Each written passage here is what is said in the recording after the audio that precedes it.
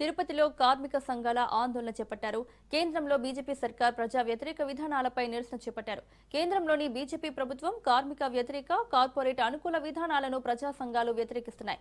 కేంద్ర ప్రభుత్వం తెచ్చిన లేబర్ కోడ్లను రద్దు చేసి విద్యుత్ సవరణ చట్టం, వీబీజీ రామ్జీ చట్టం, విత్తన సవరణ బిల్లు, ఎల్ఐసిలో 100% విదేశీ పెట్టుబడులకు అనుమతించడం వంటి వాటిని ఉపసంహరించుకోవాలని డిమాండ్ చేస్తూ కార్మిక సంఘాలు భారత్ బంద్కు పిలుపునిచ్చాయి. కేంద్రంలో మోడీ ప్రభుత్వం కార్మిక సంఘాల హక్కులను కాలరాస్తుందని సిపిఐ నేత నారాయణ ఆరోపించారు.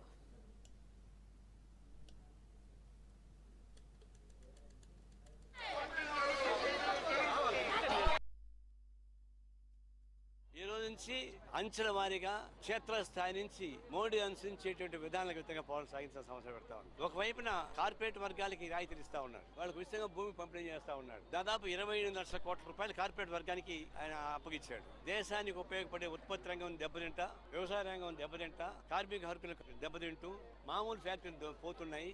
ఇవన్నీ ఉన్నప్పుడు దేశ అభివృద్ధి చాలా ప్రమాదం వస్తుపడుతుంది. ఇవన్నీ ఆయనకి అక్కర్లే, కేవలం ట్రంప్ ఉంటే చాలు, నాకు దేశం నాశనమైన పర్లేదు ఉద్దేశంతో ట్రంప్ జపం చేసుకుంటున్నాడు. ట్రంప్ జపం చేసుకుంటాడు. ఆయన ఈయన ముద్దులు పెట్టుకుంటే నాకు అభ్యంతరం లే. కానీ దేశ ఆర్థిక వ్యవస్థను ధ్వంసం చేస్తా ఉంటే అలాంటి మోడీ విధానాలు ఎందుకు మీరు బానిసగా ఉండాలని 140 కోట్ల మంది ప్రజానీకానికి ప్రజలుగా ఉన్నటువంటి మోడీ ట్రంప్కు బానిసగా ఉంటాడా? మన సిగ్గుచేటు ఇది. మన భారతదేశ ప్రజానీకానికి, భారతదేశ ప్రజానికి అవమానకరమైన ఉంటే ట్రంప్ డిక్టేట్ చేస్తున్నాడు. ఇక్కడ ఏం చేయాలో, మోడీ ఏం చేయాలో ట్రంప్ డిక్టేట్ చేస్తున్నాడు.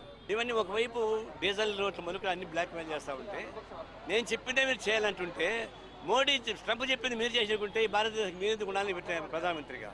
అందుకే రాబోయే రోజుల్లో ట్రంప్కు బానిసగా ఉన్నటువంటి మోడీ విధానాలకు వ్యతిరేకంగా అన్ని రకాలుగా పోరాటం సాగించడం ద్వారా లక్షల కోట్ల మంది ప్రజానీకం జైళ్లకు నింపడం ద్వారా వచ్చేటువంటి ఉద్యమం ద్వారానే కేంద్ర ప్రభుత్వాన్ని మనం ఆపగలం. అలాంటి ఉద్యమం సాగించేందుకు అన్ని సంఘాలు కలిసి